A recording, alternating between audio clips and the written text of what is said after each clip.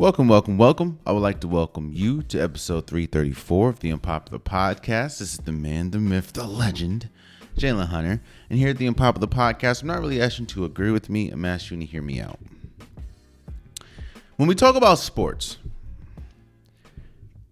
you have to, everyone that plays a professional sport, whether it's basketball, football, hockey, tennis, whatever, they're at the top of their game. So what you need to do is, what people try to do, and what is an advantage a lot of times, is trash talk and trying to get under somebody's skin. There's advantages and disadvantages to trash talk, of course. There is, of course, some people don't take trash talk well, so they can get a little rattled and ultimately get off their game. But some people cherish and live in trash talk, and it kind of fuels them. The problem with trash talk and the problem with, going at someone and using that tactic is you have to be able to back up whatever you say. You can't talk trash to somebody and then not back it up, or not have the resume or not have the moxie to live in whatever you're saying. That's kind of what we saw going on in round one with Dillion Brooks and the Los Angeles Lakers, primarily LeBron James. Dillion Brooks lives in this realm where he may not be, there's basketball players, there's NBA players that obviously aren't as athletic, aren't as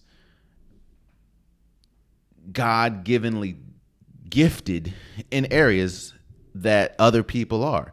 Like Dillion Brooks is not as big as Giannis and can't run and jump like Giannis. He can't shoot as good as Steph. He's not a physical presence that LeBron James is. And you see multiple people in the NBA like that. PJ Tucker's like that.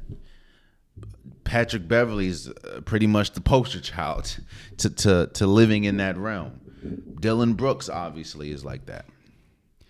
They don't have the most they don't have the same amount of God-given abilities that other basketball players have.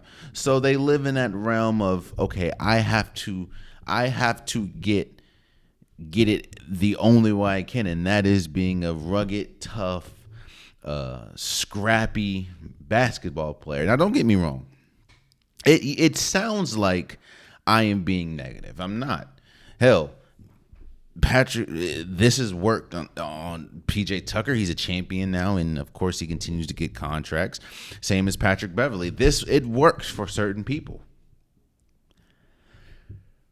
But certain people, and for Dillion Brooks, he is one of those people that it works for. I mean, Dillion Brooks, he has been, even though it's been a struggle, especially in the playoffs these last few years, he has been a very important cog to the Memphis Grizzlies. But a report came out. Of course, we know that the Memphis Grizzlies lost to the Los Angeles Lakers in round one. A report came out that Dillion Brooks will not be returning to the Memphis Grizzlies, in quotes, under no circumstances. And that is where I want to start this episode. Under no circumstances.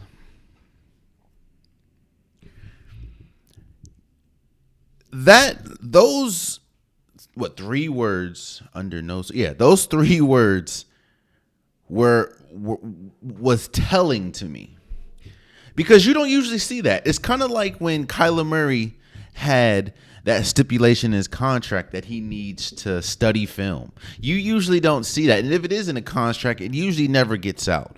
Well, under no circumstances got out because somebody wanted it out.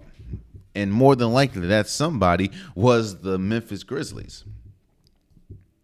Now, a lot of people are attributing this to the trash talk that Dillion Brooks, of course, has done majority of his career, especially this year. The whole villain role and trash talking to LeBron James, the whole poke the bear incident, and he's 40, or The trash talk that Dillion Brooks has said, a lot of people are attributing to why the biggest reason why not only Memphis lost, but why Dillion Brooks will not be returning to the team. And while I do think that is a piece to this puzzle, I don't think it's the whole picture. One of the biggest reasons why we have talked about the Memphis Grizzlies, not because of how good they are in basketball, but because of what they've said as an organization, whether it's their star player in Ja Morant, whether it's multiple players, Dillion Brooks, they have said things that their resumes have not been able to back up. And for a while now, it has seemed that the Memphis Grizzlies are kind of run by the players. Now, that's not always a problem. For instance, I think it kind of feels like the Golden State Warriors are run by the players. Yes, Steve Kerr is a great coach, one of the best coaches we have in basketball. Yes, their ownership is good, but you can tell, you can just sense that, the team is run by the players, Steph, Clay, Draymond Green, the leaders of the team. They kind of run the ship. And whatever happens kind of goes through them, because the Golden State Warriors hasn't seen this level of success without those players. So I'm more than sure that most things that happen with the Los Angeles Lakers runs through LeBron James, runs through Anthony Davis.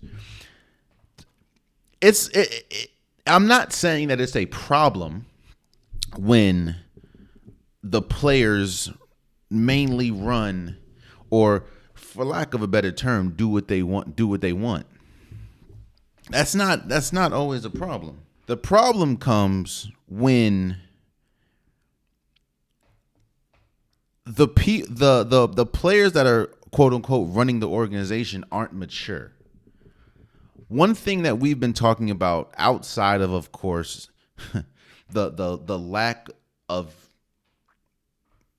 balance that the Memphis Grizzlies have on the basketball court is the fact that they have been one of the most immature teams that we've seen. Yes, Ja Morant is a really good player. Yes, Triple J is a really good player. Yes, Desmond Bane's a really good player. And at times, Dillon Brooks has been a really good player for the Memphis Grizzlies. It's hard when your leader is Steven Adams, and Steven Adams is only 29 years old. I'm not saying that age is attached to leadership, but you have to respect someone enough to be a leader. And I'm not saying they don't respect Steven Adams, but they may respect him as a peer, not as a veteran, not as a leader. You kind of see the same issue with Kyle Anderson. Kyle Anderson, I guess, sees himself as a leader for the Minnesota Timberwolves, but Kyle Anderson hasn't really done enough to be a leader. He hasn't really been that important to be a veteran on a team. The only thing that kind of makes him a veteran is how many years he's been in the league. But, I mean, what do you do with those years? And Kyle Anderson hasn't done much. Steven Adams in the same boat. Don't get me wrong. Kyle Anderson, Steve Adams are good players, but I just don't know if they're leaders. And while, yes, you can call them veterans because of how many years they played in the league, but if we're talking about being a vet to a team and a team looking at you as being that, for lack of a better term, father figure to the team, I don't know if Steven Adams is that. But again, and that's probably going to be the title of this episode, under no circumstances. That is what really jumped out to me with the whole Dillon Brooks not returning. And honestly, I'm not even going to say quiet as it's kept. Honestly, the problem in Memphis has not been Dillon Brooks. Yes, Dillon Brooks was doing all that talking. Or last season, he averaged 14 points a game, 3 assists a game. Oh, no, 3 assists a game and 3 rebounds. In the playoffs, that number skyrocketed to... that number skyrocketed to 10 points a game and 2 assists a game. So all of his numbers plummeted pretty much. But when you hear the word under no circumstances, that's not because of the playoffs. You also heard reports saying that the Memphis Grizzlies have tried several times to reach a contract extension with Dillon Brooks. The talks have just died. That's not Dillon Brooks' camp saying it. That's the Memphis Grizzlies. They're telling you everything that they're telling you the real reason why he's leaving. They're telling you it, just not telling you.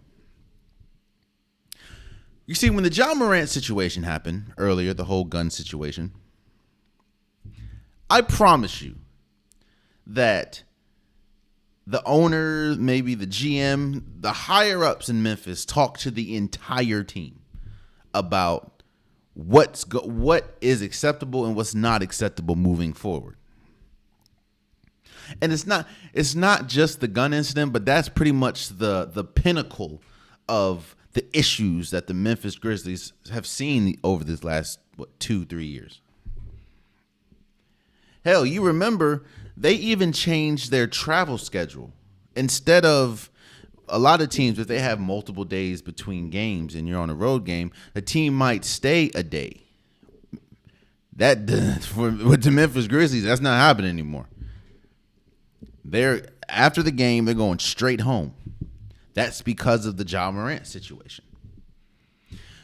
So I feel when the team goes under no circumstances, and then shortly goes, we've been trying to reach a contract extension with Dillon Brooks, they just all have failed. That tells me two things.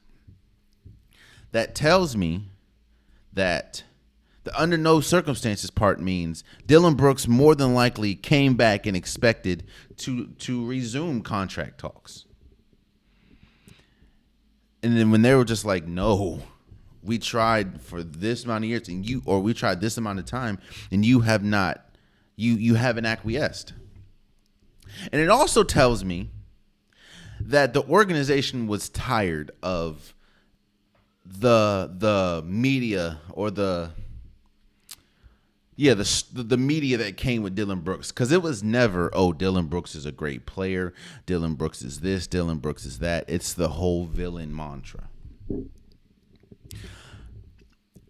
But why am I starting this episode with Dillon Brooks? Dillon Brooks is not a block topic.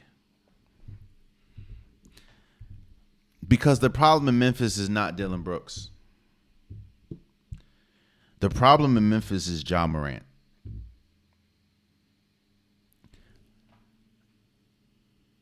Ja Morant is a great player. Ja Morant can be the face of the NBA one day. That's how good of a player is. That's how marketable Ja Morant is.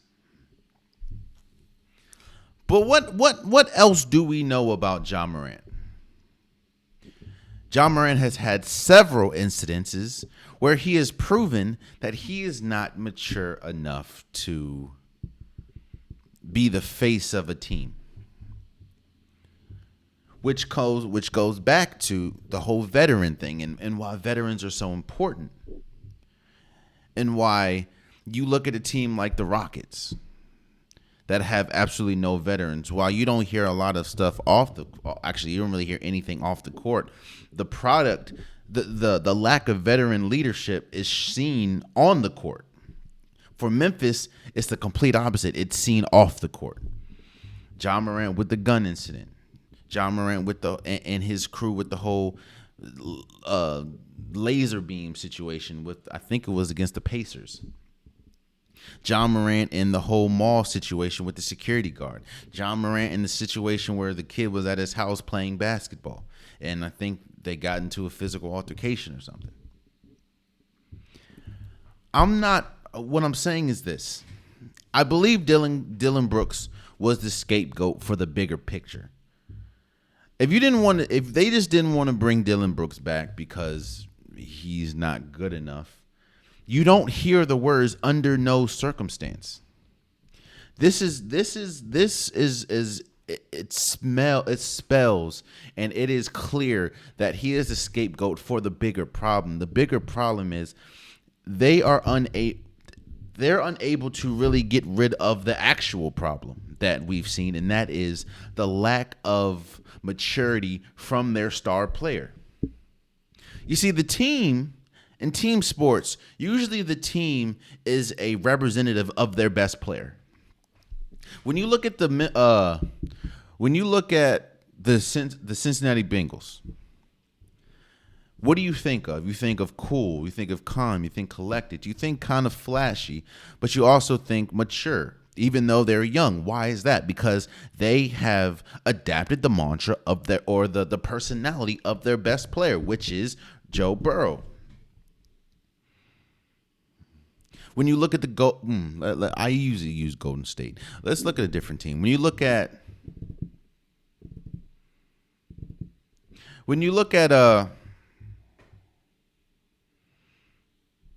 we'll talk about Mike Budenholzer in a second, but when you look at the Bucks, what do you see? You see a team that doesn't really talk much, a team that you don't really know much about until they give you information. A very defensive team, a very good a sound team. Well, they take on the personality of their best player, which is Giannis Antetokounmpo. When you look at the Memphis Grizzlies, when their best player is immature, when their best player talks a lot without having the resume to back it up, when their best player is so good that you really can't reprimand them because it would drastically affect the team, well, then the team is going to react the same exact way. So do I think Dillon Brooks deserve to be, for lack of a better term, kicked out of Memphis? No. I don't think Dillon Brooks is the best player, no. But I think that Dillon Brooks is a serviceable player, and I think Dillon Brooks can really help a team. But I don't think it's because of Dillon Brooks' skill set being the reason why he is pretty much not returning to Memphis. I think not only is he the scapegoat to all the problems that Memphis has seen over the years, but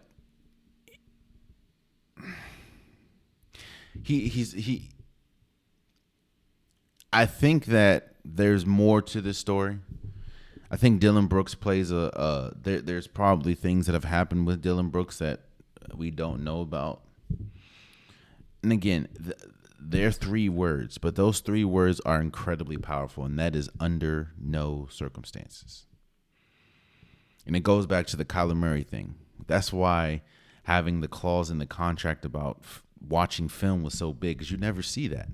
You don't see under no, unless they do something egregious, which we haven't been privy to that Dillon Brooks has done.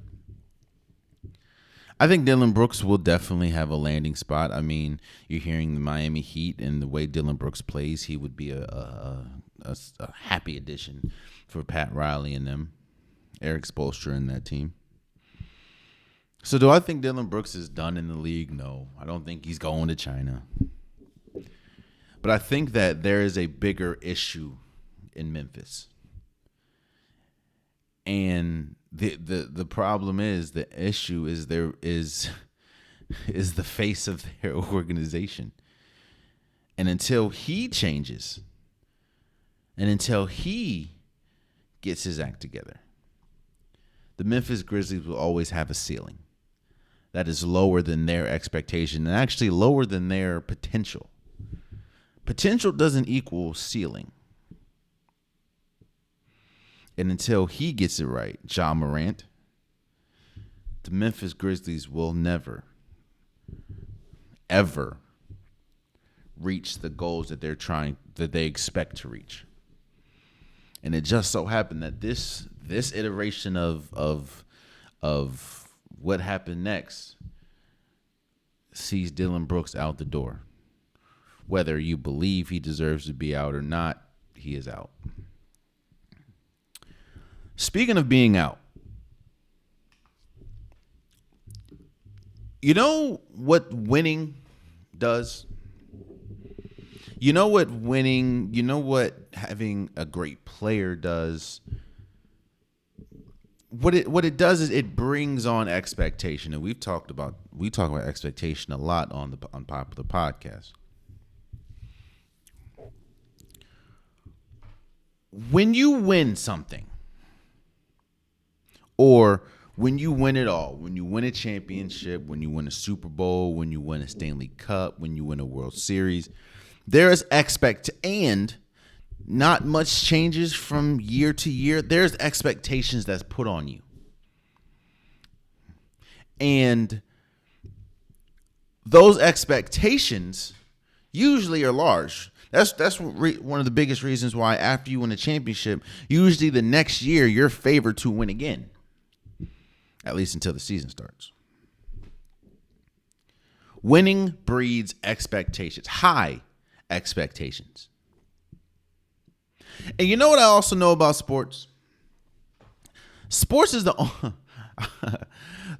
only occupation in the world that I know. Maybe being a doctor too. So sports and being a doctor are the only two occupations I know that expects you to put all of your personal stuff aside for the moment. If you're a doctor or you're a surgeon, it doesn't really matter what's going on at home. All that matters is that you save this person or complete the surgery. In sports, let's just stick to basketball. It doesn't.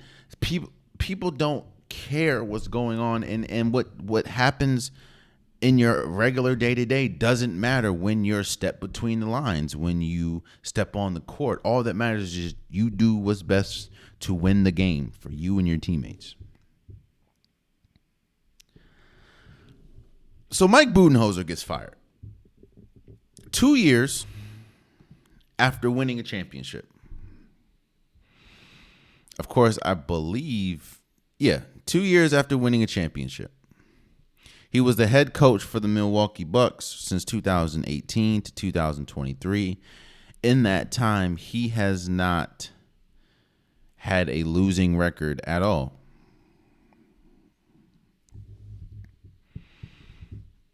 In fact, his worst season was the bubble year when they won 46 games. And they won, not the bubble year. In 2020, 2021. They won 46 games and won the championship that year. So you're hearing so Mike Budenholzer gets fired, and you're hearing people like Damian Lillard come out. Damian Lillard came out in defense of, pretty much in defense of Mike Budenholzer, saying, they're firing coaches after winning a championship. Let me be honest about what I think that championship did. Because championships do different things for different players, owners, coaches. What I think that championship did for Mike Budenholzer was give him more time. Because think about it, before the championship, let's go in his entire tenure with the Milwaukee Bucks. 2018, they lost in the conference finals. 2019, they lost in the conference semifinals. 2020, they won the NBA championship. 2021, the number one seed going into the playoffs, they lost in the conference semifinals. 2022, the number one seed in the playoffs, they lose in the first round, becoming the first number one team in NBA history to only win one game. After being number one, only win one game in the first round. And the sixth team ever to be a number one seed and lose to an 8 seed in the first round. Sixth team. We talked about last year, and I go back to championships and expectation. When you win a championship, yes, I understand that it's very difficult to win again, but when you have arguably the best player in basketball, you're not expected to be bounced the first round or the semifinals, which is the second round for people that don't know. And let's not misremember things. Last year they were up 3-2. Wow, what the hell was that? They were up 3-2 against the Boston Celtics and lost Game 6 at home. Actually, Yeah, lost game 6 at home and was up big in game 6. This year, they lost to a Miami Heat team. Now, yes, I understand Giannis missed about 2.5 games. But they lost to a Miami Heat team that was without 2 of their 4 best players. Let me say, 2 out of their best 5 players. And they were the number 1 overall seed.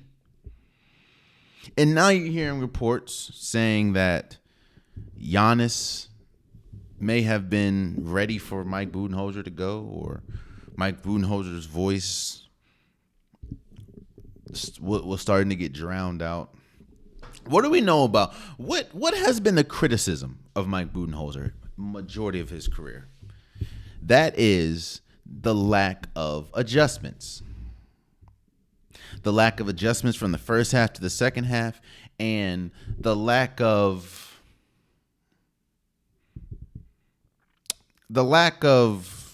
creativity in his offensive plays.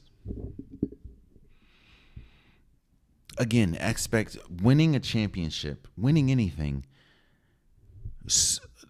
throw or put your expectations through the roof, and Mike Budenholzer was not able to live up to that. I think what that NBA championship did to Mike Budenholzer, honestly, outside of the expectations, was give him space, give him time, because we've heard for a minute now, actually, that Mike Budenholzer could be out of here. Kind of the same thing we heard about Doc Rivers, and do not get it twisted. If we'll talk about this in a second, but don't expect Doc Rivers to be in Philly much longer if they have a disappointing series against the Celtics. I'm not saying you have to win, but you can't get blown off the map like you did a couple nights ago. But we'll talk about that in a second. I think, again, that championship in 2020, 2021 gave Mike Budenholzer a lot more time. But that time started to shrink a year after, when you were the favorites to go back-to-back and you didn't make it out the semifinals. Now, yes, you can say it was because of Chris Middleton not being there, and a lot of people think that it was because of Chris Middleton not being there. But you know who doesn't care that Chris Middleton was not there? The Milwaukee Bucks front office. And when you have Giannis Antetokounmpo, you're up 3-2 against the Celtics without Chris Middleton. You lose a decisive game 3. In fact, you lose 2 straight. You lose game 3 at home and game 4. Like, come on now.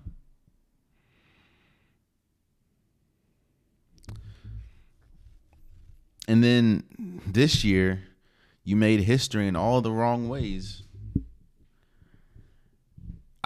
I understand I understand what Damian Lillard was talking about, but I also understand, and what people think have to understand is that I believe that championship gave him a lot more time, because I think for a minute now they've been ready to move on from Mike Budenholzer. And this season, the way that this season ended, because again, you remember a lot of people had the Milwaukee Bucks winning the championship this year, including myself. But the way that this ended kind of gave Milwaukee Bucks an out. An out that it looks crazy firing a person that you already wanted to fire. It looked crazy firing a person after the NBA championship. But 2 seasons removed and you haven't made it back to a conference championship with the best player in the league, arguably. Yeah. It's yeah. It's not really a scapegoat thing. It's just what it is. And if it is true, again, these are all things I've heard. If it is true that Giannis was ready for you to go, it's a wrap for you, brother. It's like, talk about this all the time. Star player or head coach, if one person has to go, who do you think is going to be every single time? So there's that. And I think that Mike Budenholzer, I mean, think about it. He is an NBA champion. That's one thing. He is an NBA champion coach. Hell, Ime Udoka got a job without winning a championship. Now, yes, he was the architect to changing around the defense that the Boston Celtics played, which ultimately got them to a championship. Or, I'm sorry, got them to the NBA Finals. So Ime Udoka got a head coaching job with the Houston Rockets. I'm sure Mike Budenholzer will not be out of a job for long. I'll just say that. So, you ever heard the term style make fights? That's exactly what we're seeing in this Golden State Warriors LA Lakers series. You're seeing styles making fights. You're seeing two completely different styles and two completely different approaches to the game collide. When you talk about the Los Angeles Lakers, they beat you on sheer force. They beat you on size. They beat you on getting it to the paint. Because they're not the best three-point shooting team, they're able to get downhill and they're able to get to the basket and try to control the paint. When you have a player like Anthony Davis, when you have a player like LeBron James, both are not the greatest shooters, but both are still incredible in their own way. Of course, LeBron James, arguably the greatest player ever. They are able to dominate with size and strength and force and defense. This team after the trade deadline is one of the best defensive teams in the league, one of the best record-wise teams in the league. Their strengths are able to outshine their weaknesses. When you talk about the Golden State Warriors, this team is, of course, a shooting team. You have, I think it's inarguable at this time, you have the greatest shooting backcourt of all time. Arguably one of the greatest backcourts of all time in general, not just shooting. And Steph Curry, Klay Thompson. I will go down and say Klay Thompson, the second greatest shooter of all time. He's just playing alongside the greatest shooter of all time. They also have the Golden State Warriors thrive on chaos. When you look at their sets, look at a Golden State Warriors game and look at how many people are running and in what direction, all types of directions, and the screens that they set. And Draymond Green's here, then he's there, and Steph Curry's always on the move. You're seeing two different styles, two different approaches to the game colliding, which is why I think I have Golden State in 6, but I wouldn't be surprised if the Lakers win in 6. I wouldn't be surprised if the Lakers won in 5. I wouldn't be surprised Golden State won in 5. It's just which style is going to reign supreme. And that's not saying that the other style, like the way that the Lakers play, if they do ultimately lose, I'm not saying that's a bad way to play. I'm not saying Golden State, if they ultimately lose, is a bad way to play. I mean, it got Golden State a championship last year. One of these styles are going to reign supreme. It's the little things at that point.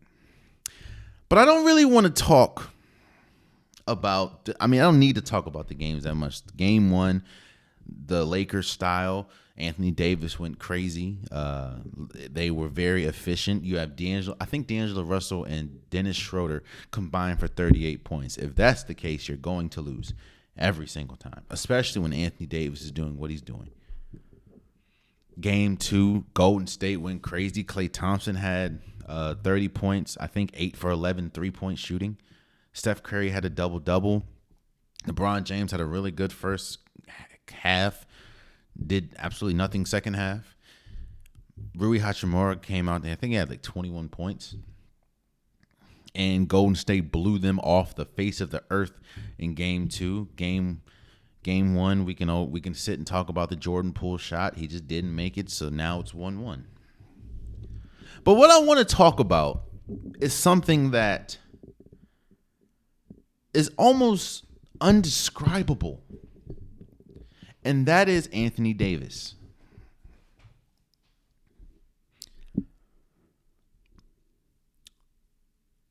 Anthony Davis, his entire career now, I didn't really think about it until I looked it up to do this episode.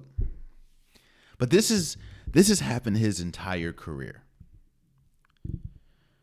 Is his inconsistency in big moments. And it's not like the inconsistent like Russell Westbrook. Russell Westbrook inconsistency comes from his lack of shot making. What is very consistent about Russell Westbrook is his approach to the game. He's never going to cheat you on energy. He's never going to cheat you on you're going to get your money's worth watching Russell Westbrook because he goes 100% every play. He doesn't take a play off. And what he's going to give you. He's not going to hit a lot of. He's going to take a lot of shots. Not going to hit that many shots, but he's going to give you everything. Another a player that gets talked about a lot about his lack of consistency is Paul George in big moments.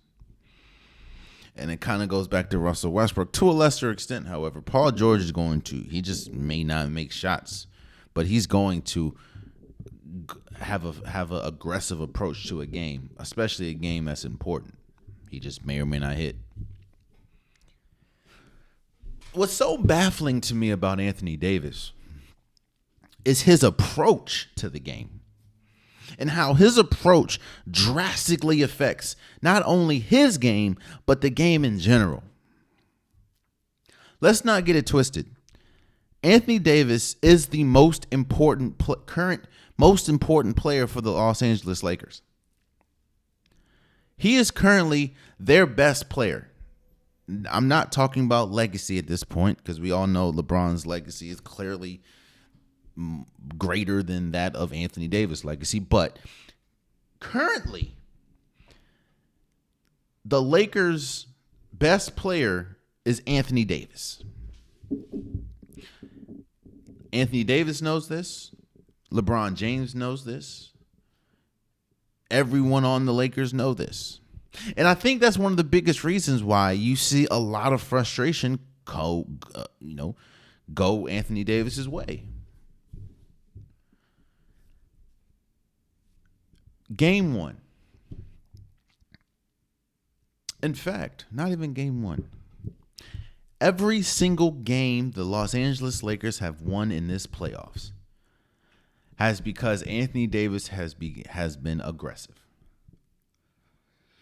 Anthony Davis has been aggressive. He looked for a shot, and we've said this time and time again. Anthony Davis might be the only player that we can say this about.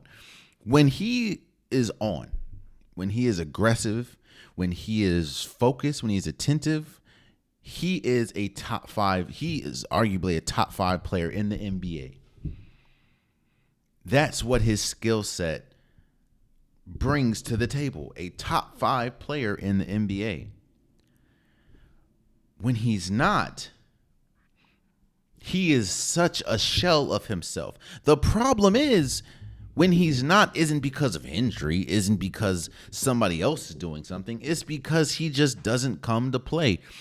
Case in point, game 1 and game 2 of the NBA Western Conference semifinals against the Golden State Warriors. Game 1, 31 points, aggressive, was clearly the best player on the floor. I think he had like 17 rebounds, 5 blocks. Anthony Davis was he was the best player by far, and it ultimately ended up in the Lakers winning. LeBron James didn't even have that good of a game. It was Anthony Davis that they led them to victory, even with Jordan Poole missing the shot. If he would have made that shot, it would have went to overtime. I'm not saying they would have won the game. Game 2, Anthony Davis not only has 11 points and 7 rebounds, I believe, but he gets outplayed by JaMychal Green, who hasn't played 30 minutes this entire playoffs. Now you can say, because you're going to hear people say, well, it's probably because of the defense that the Golden State Warriors play. Okay. Well, let's go back. Let's go back to the Memphis Grizzlies series. And I think Stephen A. Smith said it so eloquently. On even games, that is 2, 4, Anthony Davis plays terrible.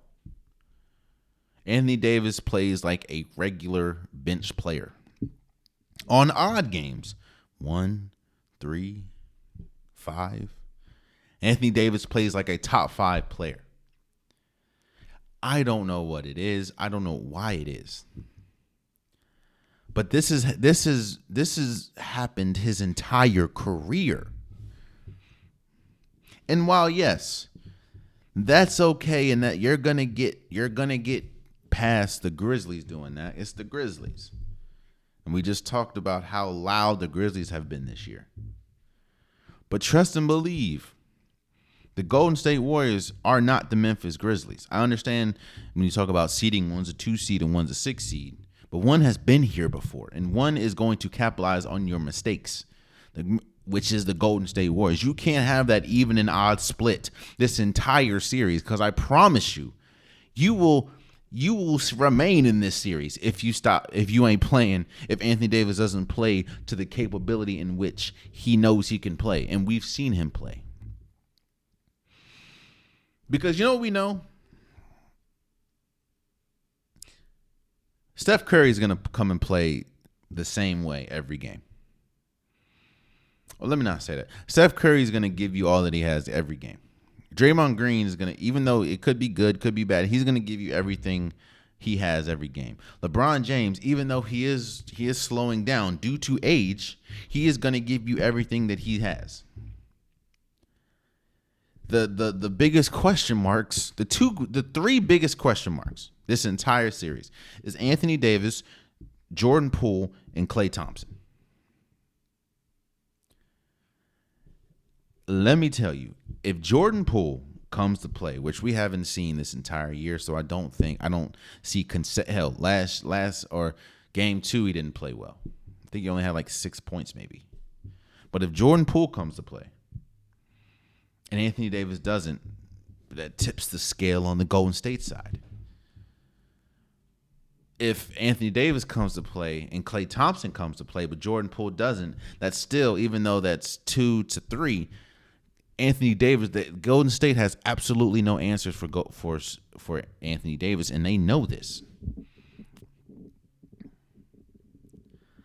It just baffles me that I don't know what it is, man.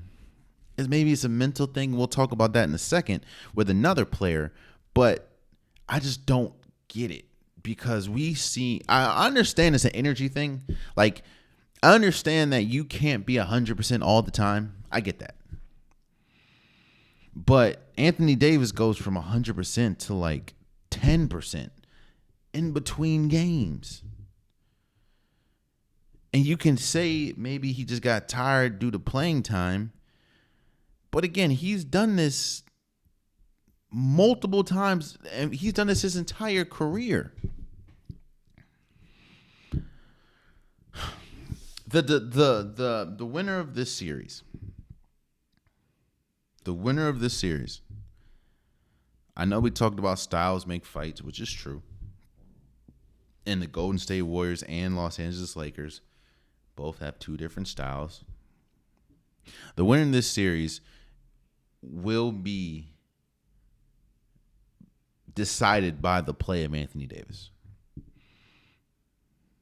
Because don't get me wrong. At his height and when he is playing, Anthony Davis is the best player in this series. And yes, I even mean over Steph Curry and LeBron James. When Anthony Davis is playing to the best of his ability, he is the best player in this series. When Anthony Davis is not playing to the best of his ability, you get what you get from game 2. And that is a player that is easily guarded or guardable. And if Anthony Davis is easily guardable going up against the Golden State Warriors, it's going to be a very, very short series for the purple and gold. So like I said, the winner of this series will be determined by the play of Anthony Davis. I talked about the mental gap that we see from Anthony Davis, or we believe is a mental gap between games. I think I've noticed something that I don't really see a lot of people talk about. I could be wrong. Maybe that's why a lot of people are not talking about it, but I'll bring it to you. Let me first congratulate Joel Embiid for winning an MVP. It was between Joel Embiid, Nikola Jokic, and Giannis Antetokounmpo, and you're hearing a lot of noise or a lot of talk behind the MVP as far as why did Nikola Jokic win if you really care about the triple doubles, and I think he was like an assist away from averaging a triple double, or why do we not care about or do we care about the best record? Because if that's the case, Giannis should have won. Look here, Joel Embiid was arguably the most consistent player this entire year. He was a center that led the league in scoring for the second year in a row. And I'm not upset. I wouldn't be upset if Giannis would have won. I wouldn't be upset if Nikola Jokic would have won. Joel Embiid won. I think it was well-deserved by all three, but he's the one that did it. So I think it was well-deserved that Joel Embiid won. Shouts out to Philly. Shouts out to Joel Embiid for winning his first MVP. And a lot of people think should have been his second, but it was his first. So congratulations to him. I took a look at James Harden's career, and I noticed something. There's been 3 occasions in James Harden's entire career, only three occasions, where he has not been the best player on the team. And I wanted to look at those occasions and see, is there anything that stands out to me? And there is. The 3 occasions where James Harden was not the best player on a team was the Oklahoma City Thunder, when of course he was the 6th man. They made it all the way to the NBA Finals. He was playing alongside Kevin Durant and Russell Westbrook. His years in Brooklyn were 2 years in Brooklyn, of course, playing alongside Kevin Durant and Kyrie Irving. And now this iteration of James Harden playing alongside Joel Embiid. Those are the 3 occasions where James Harden is for sure not the best player on the floor. And what do all those 3 things have in common? To answer this question, I have to go. Let's talk about what we saw between Game 1 and Game 2 of the Boston Celtics series. Game 1, we saw old James Harden. James Harden had 45 points. He was putting on a scoring clinic. He looked like the vintage Houston Rockets James Harden. He looked like the James Harden that didn't have to worry about a number or being number 2 to anyone. He looked like the best, like free flowing. Put the team on my back. Let's get it, James Harden. And that was good enough to win them Game 1 against the Boston Celtics. But what happened Game 2? Game 2,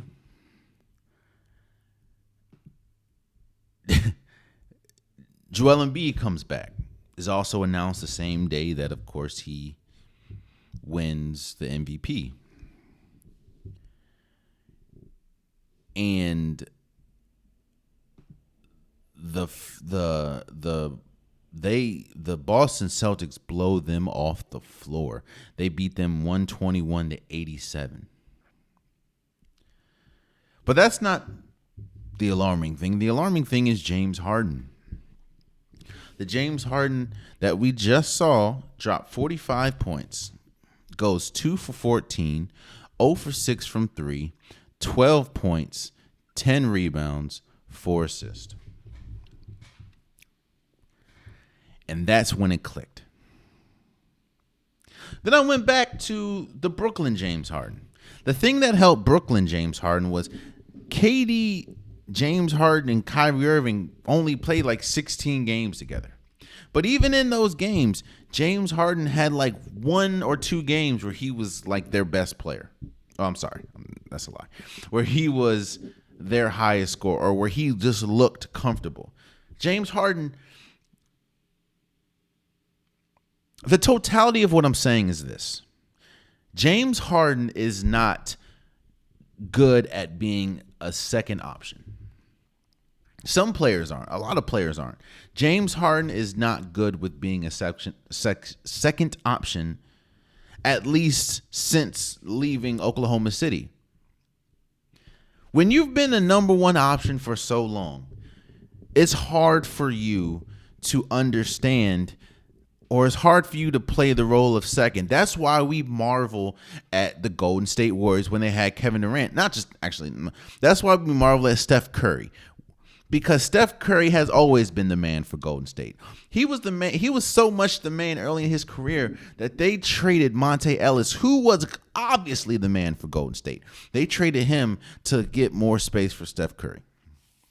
So we marveled at Steph Curry with the Kevin Durant thing because how seamless and how easy and beautiful it was for him to play, to be the second man to Kevin Durant on a team that we knew was Steph Curry's team. There's not a lot of Steph Currys in the NBA. Case in point, Russell Westbrook, and I hate to keep bringing up Russell Westbrook, and please don't hear me. I'm not bashing Russell Westbrook. It's just he is a prime example of Russell Westbrook has not been good at being a number 2 option. We kind of saw that with the Lakers. We also saw that with the Wizards. We also saw that with the Rockets. Now we're seeing he is the third option, but of course they haven't really been healthy. We're seeing that with the Clippers. I think James Harden has a mental block. He doesn't. He's nowhere close to as aggressive as he is with or without Joel Embiid on the floor. And not just that, he went 2 for 14. From like 0 for 6 from 3. I think there's a mental block because when you've been the man for so long and when you've been that player for so long, it's a different mindset. And the mindset doesn't go from I still think I'm the best player to that. No, it's just hard to go from being the number 1 option to the number 2 option.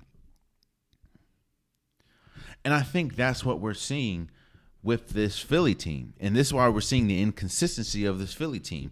Don't get me wrong.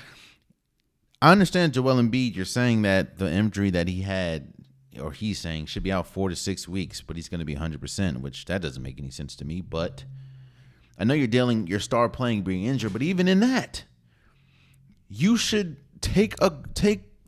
You know what? I'm gonna shoot Jordan Poole some bail. Maybe it's not deserved, but one thing you do know about Jordan Poole is he is going to give you 100% of himself the entire time, even if he pouts about or complains about the minutes that he gets. When he tries to be as flashy as possible, but he's going to give you all the Jordan Poole. His mindset does not change whether he is starting, even though you can look at the splits between starting and coming off the bench and his scoring and everything, but he's still going to be the flashy Jordan Poole that he is.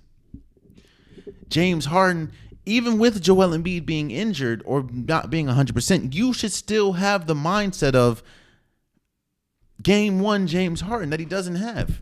And we have never seen, I'm not saying never, we have not seen James Harden be a good number 2. And that's what we're seeing with this.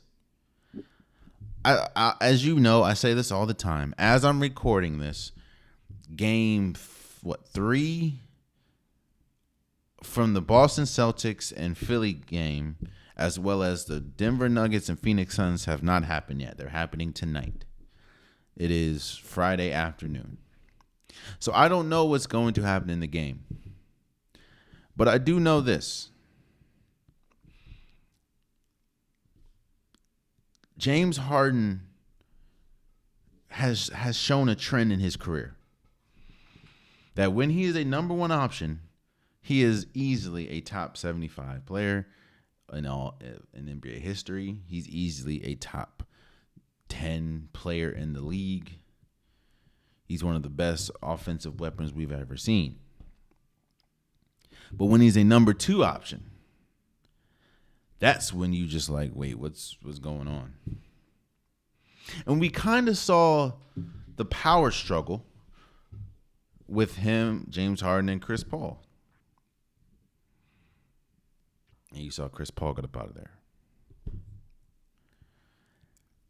I'm not saying that Philly's not going to win this series.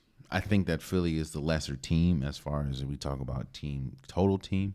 But I will say that if you don't get game one James Harden this entire series alongside Joel Embiid, you're not going to win. The problem is we have never seen game one James Harden with another star outside of playing OKC, being the third man. But as we saw in the finals, didn't really work.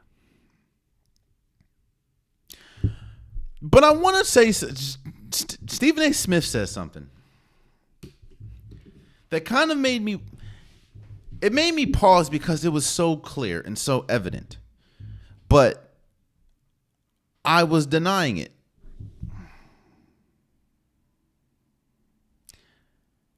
I talked about Jaylen Brown a couple episodes ago. I even did a reel about him, or short, wherever you're watching this. And I said that obviously the best player for the Boston Celtics is Jason Tatum. And I don't think that Jaylen Brown is good enough to be a number one option and that team a championship caliber team. And while I don't think I was wrong, and I'm not here to apologize, Stephen A. Smith did say something that was obvious, but I wasn't really paying attention. Actually, yes, I was. I was paying attention, but I was denying it. I was in denial. And that is, this is the second year in a row in the playoffs where Jaylen Brown has been the Boston Celtics' best player. The second year in a row. Last year, Jaylen Brown was the best player on the Boston Celtics in the playoffs. And this year, up to this point, Jaylen Brown has been the best player for the Celtics. And that's because of consistency. We know what we're going to get out of Jaylen Brown. He's going to put a lot of shots up. He's going to make a lot of shots. Jaylen Brown is a scorer. And he has been consistent in scoring. The problem is with Jason Tatum. You don't know what you're going to get from Jason Tatum. I still believe that Jason Tatum is their best player. Jason Tatum is their best player. But that could be one of the biggest reasons why not only did the Boston Celtics lose the NBA Finals last year, but you don't know what you're going to get from them because their best player has been inconsistent. Because when Jason Tatum is on, it's hard to beat the Celtics because you know what you're going to get from Jaylen Brown. The problem is, what are you going to get from Jason Tatum?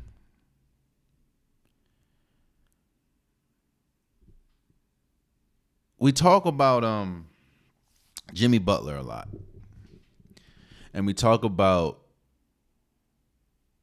how he comes alive, and he's obviously definitely a completely different player in the regular season than he is in the playoffs. The same thing can be said about Jason Tatum. Just on the negative side. I'm not saying Jason Tatum's trash, don't get me wrong, but Jason Tatum has been hella inconsistent these last 2 years in the playoffs, while Jaylen Brown has been very consistent. Because we know we're going to get from Jaylen Brown. You just don't know what you're going to get from. We also know we're going to get from Al Horford. We know we're going to get from Marcus Smart. You know what you're going to get from Malcolm Brogdon. You know what you're going to get from Derek White. You know what you're going to get from Grant Williams. You know what you're going to get from these players. Robert Williams. The one player you don't know what you're going to get from is Jason Tatum. Yes, he can still be aggressive, and he'll probably still be aggressive, but is he going to make his shots? That is why kind of like how I talk about with Anthony Davis and the Lakers' chances to make it in the playoffs on Anthony Davis. Same thing I talk about with James Harden. It's the same thing I mean with Jason Tatum. Not the whole mental thing, but Jason Tatum is their best player, and they're only going to go as far as Jason Tatum takes them. And I agree with Stephen A. Smith. Jaylen Brown has been their best player these last 2 years in the playoffs. But as we've seen, they didn't win last year. And if this trend continues, I don't know if they can win this year. I think they're easily the best team in the playoffs so far. But that's only because of what they've done in the regular season, not because of what they've displayed in the playoffs. And a lot of that is because of the inconsistency of Jason Tatum. We talked about when we talked about Kevin Durant and getting traded, and we talked about, this was last episode, I believe. We talked about what happens when you don't have your best, or you trade for a player like Kevin Durant. We talked about what you lose, and you usually give up a lot, but you also get the player, you get a lot. One thing that I don't think I explained was when you trade for a great player like Kevin Durant, one thing that it does is it leaves out wiggle room. You do not have much wiggle room because you're already going to give up a lot. While yes, you have the player, you have Kevin Durant, your wiggle room for mistakes, your wiggle room for injuries, it goes out the window. Well, and that's one of the biggest concerns and question marks that the Phoenix Suns is you're banking your success on three players that have had an extensive injury history. Well, and when we talk about wiggle room, the Phoenix Suns have very little wiggle room because of how much they gave up for Kevin Durant. Well, as we sit here today, Chris Paul is out with a groin strain. No, Chris Paul is not the most important piece to Phoenix. No, he's obviously not the best player. He's not the second best player. But trust and believe, because of their lack of wiggle room, this is going to affect the series. In fact, I think this is going to put the exclamation point on the Denver Nuggets winning this series. Again, I'm recording this before the game, so I don't know what's going to happen in game 3. But I think that Chris Paul not being there, now having to lean more on the bench, now Devin Booker's going to have to play more minutes. Now Kevin Durant's going to have to play more minutes, and they're already playing upwards of 45 minutes or upwards of 44, 45 minutes. And you're playing a balanced team. This is going, I think Chris Paul not being there is going to tilt this tide on the Denver Nuggets side. I know Chris Paul wasn't having the best offensive showing this year in the playoffs, obviously.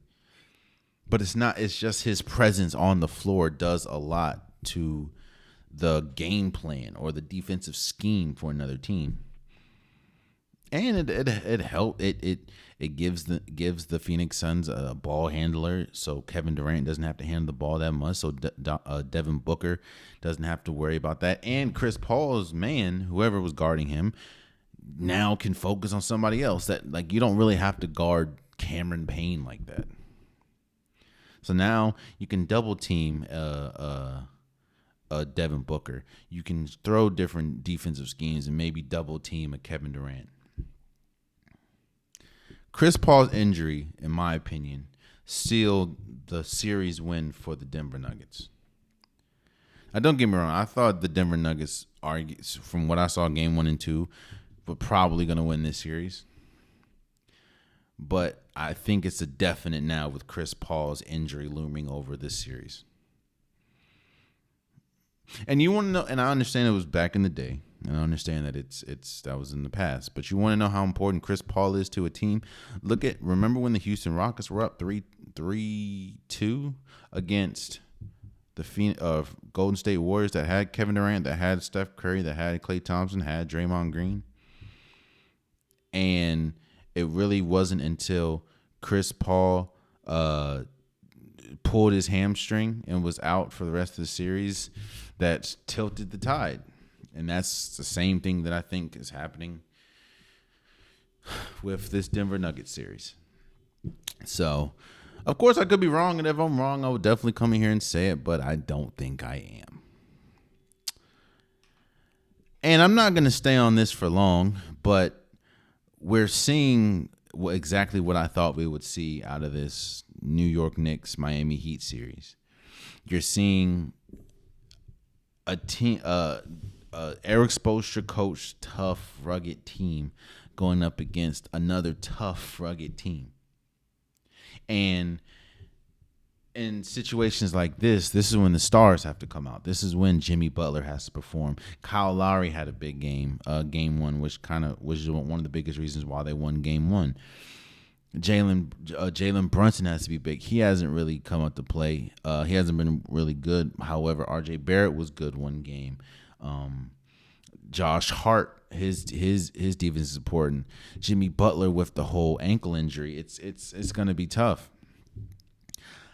I said Knicks in 6, but this was the only series that I have absolutely no confidence in my pick. And it's not because the Knicks aren't good. It's not because the Heat are just world beaters. But this series to me is going to come down to the inches. You know how they say football is a game of inches? This is going to come down to who is playing well on any given night. And who can string along 1 or 2 games. I think this is going to be a back and forth battle, in my opinion, from what I've seen the first 2 games. And, of course, Jimmy Butler's health is very important, because if Jimmy Butler can't play, it's a wrap. Now, but it looks like he's probably going to play game 3. So I don't know, man. Injuries have been a story this entire playoffs. When we talk about Giannis, when we talk about Tyler Hero, when we talk about Jimmy Butler. But John Morant with his hand. But yeah, I think that series is definitely going to come down to the inches and who comes to play and who doesn't. So that's a very entertaining series. Don't get me wrong. And lastly, before we go, I started this last episode and I'm going to continue it. It is Asian Pacific. Again, and the reason why I'm doing this is because I didn't know anything about Asian Pacific American Heritage Month. I didn't know nothing about it. I didn't even know that was a thing. Shouts out to Asian Pacific American viewers or people in the world. So what I'm doing is, of course, I'm highlighting a person that is of Asian Pacific American heritage. And I'm going to, last episode it was Naomi Osaka. This episode is going to be Eldrick Woods. For people that don't know, that's Tiger Woods, the greatest tennis player of all time. Tiger Woods, by the numbers, has won 82 PGA Tours. He's won 41 European tours. He's won the Masters 5 times. His first one in 1997. His last one in 2019. Think about that. He's won a PGA Championship 4 times. U.S. Open 3 times, and the Open Championship 3 times. Tiger Woods, he's the only person I know. I'm be real with you. African Americans aren't that a lot, not all. A lot of African Americans, majority of African Americans, I think I can firmly say majority of African Americans aren't that interested in golf. Don't really know how the game is played. Don't follow golf. However, when Tiger Woods is in contention on a Sunday, it's like he stops the whole sports world and people go to watch Tiger. That's the effect that Tiger has. I don't think anybody else has that effect or has ever had that effect in sports. There's been people that's close, like when Serena Williams is playing and she's in a championship and everyone wants to go watch, or when you get that text message that say, yo, Steph Curry has 10 threes in the third quarter, like, oh, hold on now, I got to go watch this. If Tiger Woods is in contention on a Sunday and he pulls up with that red button up, must watch. And that is when you see people like myself, novices to the golf game, care immensely because we want to see Tiger Woods succeed. We want to see Tiger Woods have an incredible game. Again, you can feel how you feel about Tiger Woods, and I think that the same thing that we saw with Serena Williams, the same thing that we saw or kind of seeing with LeBron James to a very lesser extent. Father time affects everyone. And with Tiger Woods, Serena Williams, I just think that age might have caught up to her, and she's not as quick and as powerful and as explosive as she was, of course, when she was younger. With Tiger Woods, that man, I ain't seen that man. He had, of course, the accident, the back injury, and the knee injury, and now he ain't got it. Now, I don't think Tiger Woods will ever win a championship again. I could be wrong, but I still don't think that takes away from the fact that Tiger Woods is one of the greatest, if not the greatest, golf player we've ever seen. And think about this. The PGA, the Masters, has had a very strong undertone of racism this entire time. Like before him and everything. And he broke through and now is pretty much the face. So shouts out to you, Tiger Woods. And there you have it, man. That has been today's episode of the Unpopular Podcast. I truly appreciate you guys. If you want a Popular Podcast shirt, hoodie, sweater, long sleeve joggers, the link is in the description below. I have multiple different colors, multiple different designs. Get your Unpopular Podcast merch today. Also, please subscribe to if you're listening. Please subscribe to if you're watching. It definitely means a lot to me. And until next time, much love.